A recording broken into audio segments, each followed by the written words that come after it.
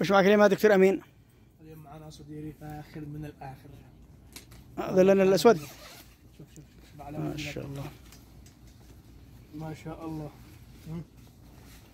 على سحاب ومن هنا على قبول.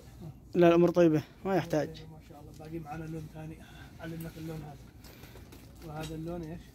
البني هذا ولا الجملي؟ برتقالي. اين احسن اللون هذا اسود ولا هذا؟ والله كلها الالوان صراحه، الالوان صراحه حلوه.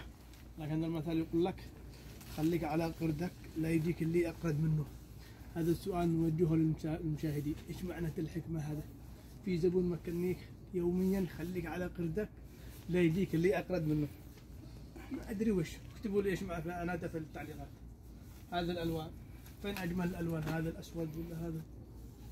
والله الالوان كلها صراحه جميله حلوه. باقي هنا شوف، هذا كله صديري ما شاء الله. هي ما شاء الله ما شاء الله ما شاء الله. جر يا ابا جر. جر يا ابي جر. جر يا ابي جر. الله في امان لك.